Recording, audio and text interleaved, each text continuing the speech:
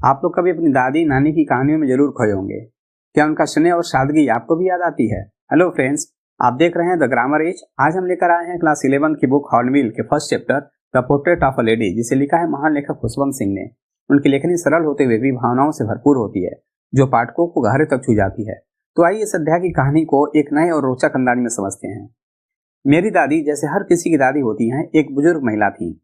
जब से मैंने उन्हें जाना था, बीते 20 वर्षों से वे हमेशा झुर्रियों से भरी हुई और वृद्ध दिखती थी। लोग कहते थे कि कभी वे भी जवान और खूबसूरत थी, और उनका एक पति भी था, लेकिन यह विश्वास करना मुश्किल था। मेरे दादाजी की एक बड़ी सी तस्वीर ड्राइंग रूम में मेंटल पीस के ऊपर टंगी थी। उन्होंने सिर पर एक भारी भरकम पगड़ी बांध रखी थी और ढीले ढाले कपड़े पहने थे। उनकी लंबी सफेद दाढ़ी उनके सीने का अधिकतर हिस्से को ढक लेती थी, और वे कम से कम 100 साल के तो लगते ही थे। उन्हें देखकर ऐसा नहीं लगता था कि वे कभी किसी के पति रहे होंगे या उनके बच्चे होंगे, बल्कि ऐसा प्रतीत होता था कि उनके केवल ढेरों पोते पोतियां ही हो सकते हैं। जहां तक मेरी दादी के कभी जवान और सुंदर होने की बात थी, यह कल्पना करना भी अजीब सा लगता था। वह अक्सर हमें अपने बचपन के खेले गए खेलों के बारे में बताया करती थी। यह सुनना हमें बड़ा अजीब और उनके व्यक्तित्व से मेल न खाने वाला लगता था। हम इसे वैसे ही मानते थे जैसे वे हमें धार्मिक कथाएं सुनाया करती थी, एक तरह की काल्पनिक कहानी। दादी हमेशा से ही नाटी, गोल मटोल और हल्की सी झुकी हुई थी। उनका चेहरा झुर्रियों से भरा हुआ था, मानो रेखाएं हर दिशा से आकर एक दूसरे से मिल रही हों। नहीं, हमें पूरा यकीन था कि वे हमेशा से वैसे ही थी जैसे हमें उन्हें जाना था। बूढ़ी, इतनी बूढ़ी कि उनसे ज्यादा उम्र दराज होने की कल्पना भी नहीं की जा सकती थी। बीते 20 वर्षों से वे हमें बिल्कुल एक ही उम्र की लगती थी। शायद वे कभी सुंदर नहीं रही होंगी, लेकिन वे हमेशा खूबसूरत थी। वे घर में सफेद बेदाग कपड़ों में धीमे धीमे चलती थी। एक हाथ कमर पर रखकर अपने झुके हुए शरीर को संतुलित करती और दूसरे हाथ से माला जपती रहती। उनके चांदी जैसे सफेद बाल बिखरे रहते, जो उनके मुरझाए और झुर्रियों से भरे चेहरे पर और भी सफेदी बिखेर देते। उनके होठ लगातार किसी अनसुनी प्रार्थना को दोहराते रहते। हाँ, वे सच में खूबसूरत थी, एक ऐसी सुंदरता जो किसी बर्फ से ढके पहाड़ी पर दृश्य जैसी थी, शांत, निर्मल और आत्मिक संतोष से भरी हुई। मेरी दादी और मैं बहुत अच्छे दोस्त थे। जब मेरे माता पिता शहर में रहने चले गए तो उन्होंने मुझे दादी के पास छोड़ दिया, और तब से हम हमेशा साथ ही रहते थे। हर सुबह वो मुझे जगाती थी और स्कूल के लिए तैयार करती। जब वे मुझे नहलाती और कपड़े पहनाती तो एक लयबद्ध स्वर में अपनी सुबह की प्रार्थना गुनगुनाती रहती, इस उम्मीद में कि मैं उसे सुन सुनकर याद कर लूं। मैं प्रार्थना तो नहीं सीख पाया, लेकिन उनकी मधुर आवाज को सुनना मुझे बहुत अच्छा लगता था।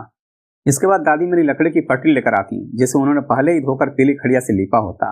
साथ ही एक छोटी मिट्टी की दवात, फिर सबको कपड़े में बांधकर मेरे हाथ में थमा देती। नाश्ते में मुझे मोटी बासी रोटी मिलती, जिस पर थोड़ा सा मक्खन और चीनी लगी होती। फिर हम स्कूल के लिए निकलते। दादी हमेशा मेरे साथ स्कूल जाती, क्योंकि स्कूल मंदिर से जुड़ा हुआ था। वहाँ पुजारी हमें अक्षर ज्ञान और सुबह की प्रार्थना सिखाते। जब सारे बच्चे बरामदे के दोनों तरफ पंक्तियों में बैठकर मिलकर अक्षर ज्ञान या प्रार्थना गाते, तब मेरी दादी मंदिर के अंदर बैठकर धर्म ग्रंथों का पाठ करती। जब हमारी पढ़ाई खत्म हो जाती, तब हम साथ साथ घर लौटते। मंदिर के दरवाजे पर गांव के कुत्ते हमारा इंतजार करते। जैसे ही हम बाहर आते, वे हमारे पीछे पीछे चलने लगते। रास्ते भर हम उन्हें रोटियां डालते और वे आपस में गुर्राते और लड़ते हुए उन टुकड़ों को लपकने की कोशिश करते। जब मेरे माता पिता शहर में अच्छे से बस गए तो उन्होंने हमें भी बुला लिया। यही वो मोड़ था जब मेरी दादी और मेरी दोस्ती पहले जैसी नहीं रही। हम भले ही एक ही कमरे में रहते थे, लेकिन अब दादी मेरे साथ स्कूल नहीं जाती थी और हमें मोटर बस में इंग्लिश स्कूल जाने लगा था।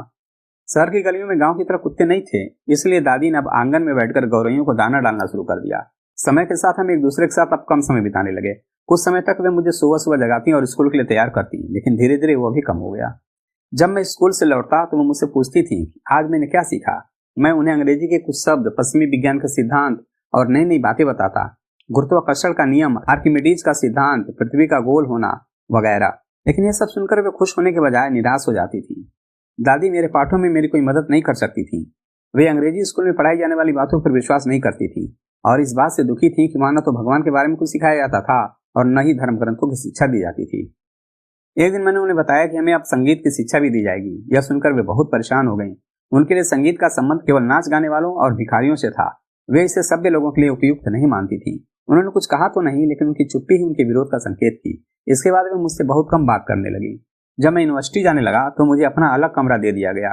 अब हमारे बीच की वह दोस्ती भी पूरी तरह टूट गई जो कभी हमें एक दूसरे से जोड़े रखती थी। दादी ने अपनी एकांत जिंदगी को सहजता से स्वीकार कर लिया।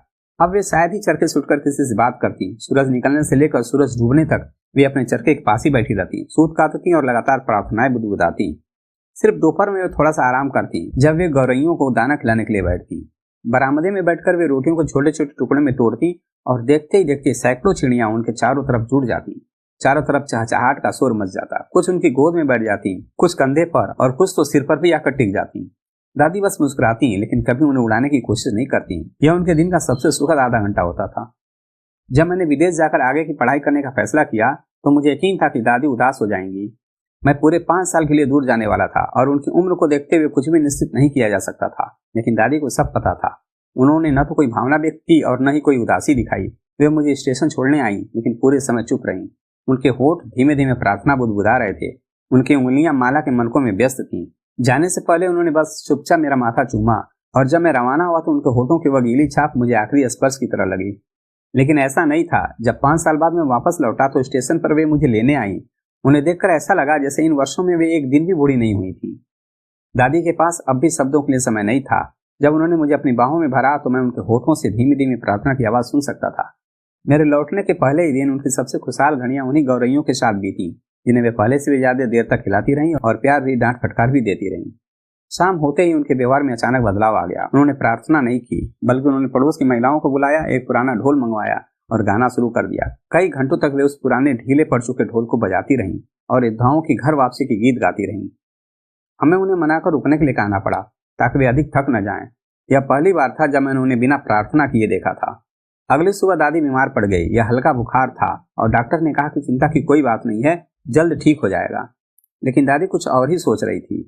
उन्होंने साफ कह दिया कि उनका अंत निकट है। उनका मानना था कि जीवन के आखिरी अध्याय के समापन से ठीक पहले उन्होंने पहली बार अपनी प्रार्थना छोड़ी थी और अब वे एक भी पल बेकार बातों में नहीं गंवाएंगी। हमने उन्हें समझाने की कोशिश की, पर उन्होंने हमारी किसी भी बात पर ध्यान नहीं दिया। वह शांति से अपने बिस्तर पर लेटी रहीं, प्रार्थना करती हुई और अपनी माला जपती हुई। हमें कुछ समझ आने से पहले उनके होठ की हलचल थम गई और माला उनकी उंगलियों से गिर गई। उनके चेहरे पर एक दिव्य शांति छा गई और हमें पता चल गया कि वे हमें छोड़कर जा चुकी हैं। हमने उन्हें बिस्तर से उठाया और परंपरा के अनुसार जमीन पर लिटाकर लाल कफन से ढक दिया। कुछ घंटों तक शोक मनाने के बाद हम अंतिम संस्कार की तैयारियों के लिए उन्हें अकेला छोड़कर चले गए। शाम के समय हम एक साधारण स्ट्रेचर लेकर उनके कमरे में गए ताकि उन्हें अंतिम संस्कार के लिए ले जाया जा सके। सूर्यास्त होने को था और उसकी सुनहरी किरणों ने उनके कमरे और बरामदे को अद्भुत आभा से भर दिया था। हम बीच आंगन में कुछ देर के लिए ठिठक गए। बरामदे में, कमरे में और जहां दादी लाल कफन में लिपटी शांत लेटी थी, वहां तक हजारों गौरैया फर्श पर चुपचाप बैठी थी। कहीं भी चहचहाने की आवाज नहीं थी। हमने उन चिड़ियों के प्रति गहरी सहानुभूति महसूस की। माँ ने रसोई से रोटी लाकर छोटे छोटे टुकड़ों में तोड़ा, ठीक वैसे जैसे दादी किया करती थी, और उन्हें गौरैयों के सामने डाल दिया। लेकिन किसी भी चिड़िया ने रोटी की तरफ ध्यान ही नहीं दिया।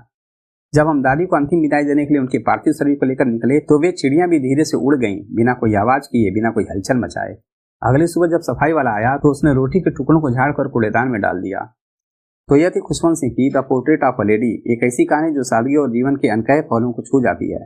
तो मिलते हैं एक नई कहानी, एक नए अध्याय के साथ। Thank you.